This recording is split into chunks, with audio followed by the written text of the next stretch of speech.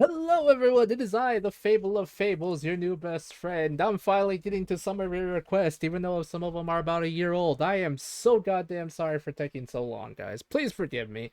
I'm finally gonna go through all of them. Been trying to do my best to keep everything. I might hit some burnout, but I do apologize if I do. Radar. I'm pronouncing your name right. Radar the Hyena, thank you so much. But yes, I will do a reaction to Sound Blaster Prowl and Swindle. So yeah, some Transformers content coming for you guys. Please enjoy. Let's go. This week, we're wrapping up Obscure Characters Month with a bot that many viewers are likely to have met for the first time this past year when he appeared in Netflix's War for Cybertron animated series. These are the basics on Soundwave's dark doppelganger, Sound Blaster.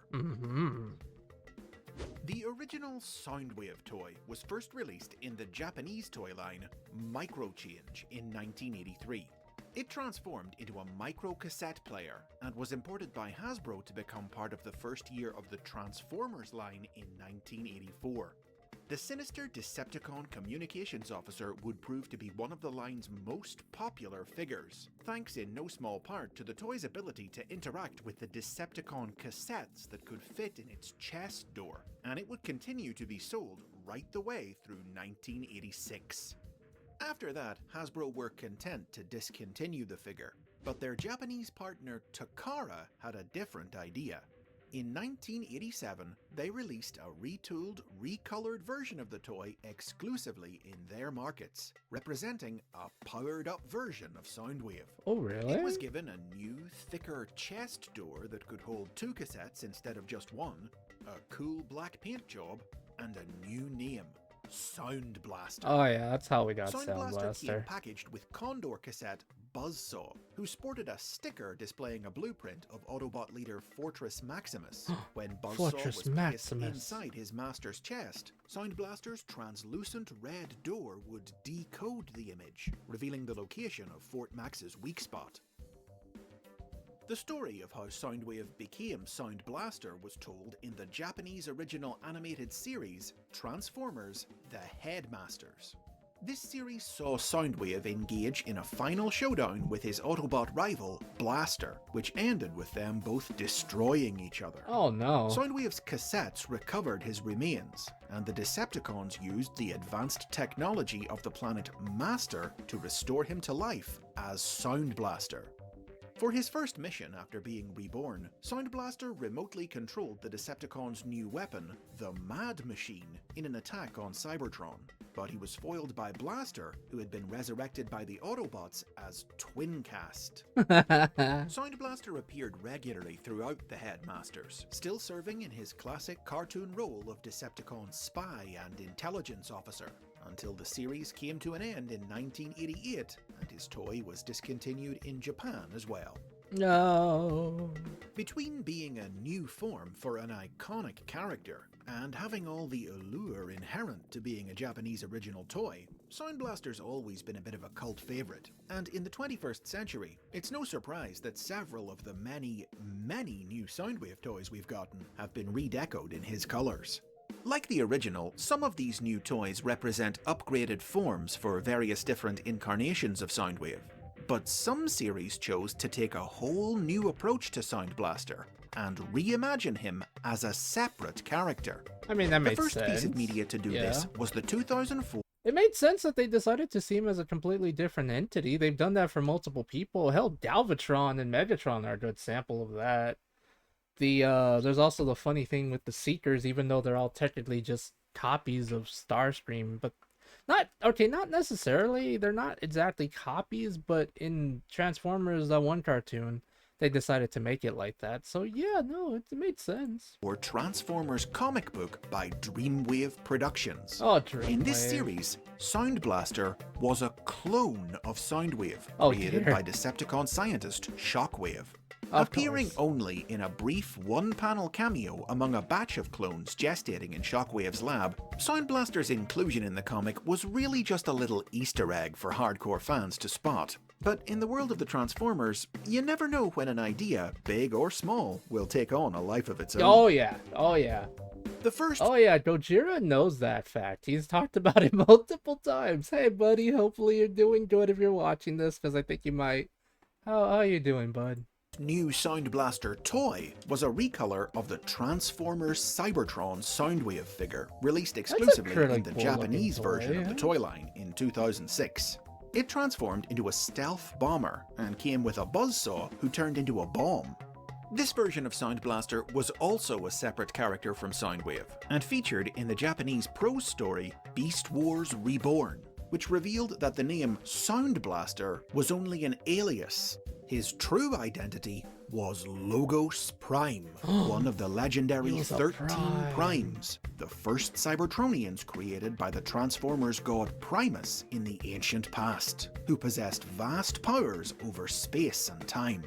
Once a noble being, Logos was driven mad by an encounter with the hyperdimensional monster Hytherion, and now sought to pass his powers on to a successor who would wreak chaos upon the universe. To this end, he resurrected Maximal leader Optimus Primal and Predacon leader Megatron following their deaths at the end of the Beast Machines animated series, and had them compete to be the inheritor of his power.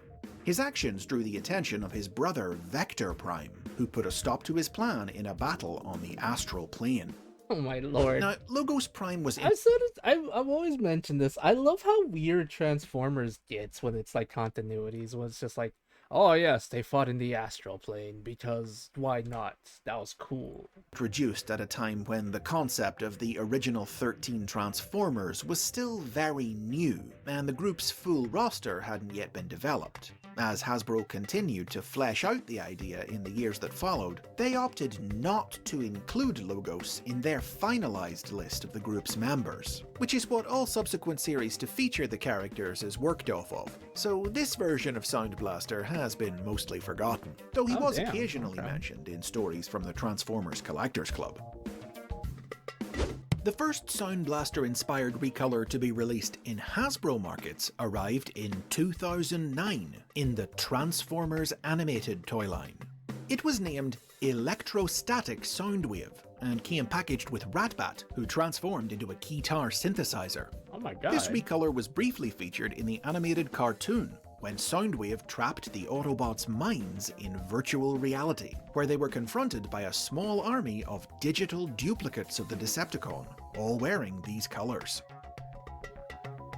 Other notable appearances by Sound Blaster, either as an upgraded form for Soundwave or as a separate character, include the Transformers Generations toy line, which included the first toy released by Hasbro under the Sound Blaster name, the Titans Return toy line, in which Sound Blaster was the name of the small Titan Master robot who formed the head of the line's new Soundwave toy, and the Transformers Cyberverse cartoon, in which Sound Blaster's colours were sported by several duplicates of Soundwave from various alternate universes. Oh Jesus But Christ. the most significant new incarnation of Sound Blaster was the one who debuted in the War for Cybertron Siege toy line in 2000. Look at that battle damage. Okay, that has to be battle damage, right? Because I know I remember I watched a video of someone explaining that, yeah, the fandom will literally pay money just to have battle damage characters and junk. Hell, look at what they did to fucking I think some people would actually pay a good amount of money to see what to get like characters from the Transformers the movie, like not proud of like all of the boys getting killed and junk, and it's insane. 19. A retool and recolor of the Siege Soundwave toy with a double-sized chest door like the original, he transformed into a boxy Cybertronian spacecraft. As seen in the tie-in Netflix animated series, this version of the character brought back the idea introduced by Dreamwave. He too was a clone of Soundwave created by Shockwave. Deemed a failed experiment by his creator, Sound Blaster became a mercenary, dealing black market goods to Cybertron's criminal underworld, from whom Bumblebee, RC, and Cog stole Energon to power the Autobot spacecraft, the Ark. The initial release of the toy had a Decepticon symbol, but when it was re-released in the Generations Selects toy line in 2021, this was replaced with a new mercenary insignia to match the cartoon. Siege Sound Blaster has also featured as a distinct character in the Transformers trading card game and in IDW Publishing's comic books, in which the money-hungry mercenary forced Autobot sage Alpha Trion to help him hunt down ancient Cybertronian artifacts he could sell for profit. Oh, Jesus. What began as a tiny Easter egg in a nearly 20-year-old comic has wound up becoming the most... Again, as the ever so lovely Goji would say, Gojira, yes. However that lovely person would say, Transformers is and will forever be unique in the sense that some of the characters who literally are so obscure, one time, like just appearing in one panel, will become super big in the fandom.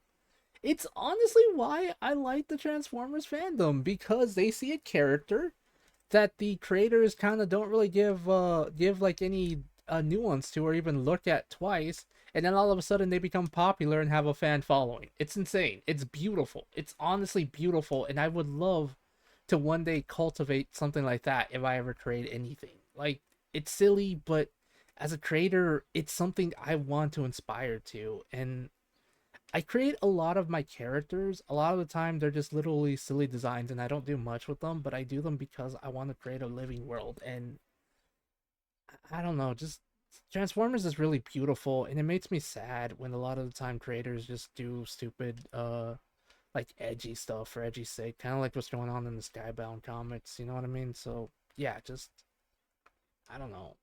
It's interesting, but it also makes me sad because they have such beautiful art, such beautiful history, and sometimes Hasbro and someone else just doesn't know what the fuck to do with it, and it bothers the poop out of me. So anyway, yeah. prominent depiction of Sound Blaster since the original, proving that in the world of the Transformers, even the most obscure ideas can achieve greatness. I know, I want to do that one day. And those are the basics on Sound Blaster. That's the end of Obscure Characters Month for this year. If you've enjoyed these videos, hit the like button or leave a comment below. If you want more Transformers history and lore, don't forget to subscribe and ring the bell to be notified about future episodes, which you can get early access to if you support the series on Patreon. Yes. Alright, guys, if you like this kind of content, do like, comment, and subscribe. Make sure to check out Chris McFeely. If it wasn't for him, literally, if it wasn't for him, I wouldn't be able to learn about this beautiful stuff when it comes to Transformers. So, yes, please do check him out. Also, I'm going to be reacting to even more Transformers stuff in just a minute. So, if you guys want to help me out, please feel free to do so. My family kind of needs some help with some money right now for food. We're trying our best to buy whatever we can on sale, even though things are kind of hectic. So I would greatly appreciate it. If you can, that'd be great. If you can't, I understand. I love you guys. Please stay safe, be good people, and goodbye. I'll see you in just a second.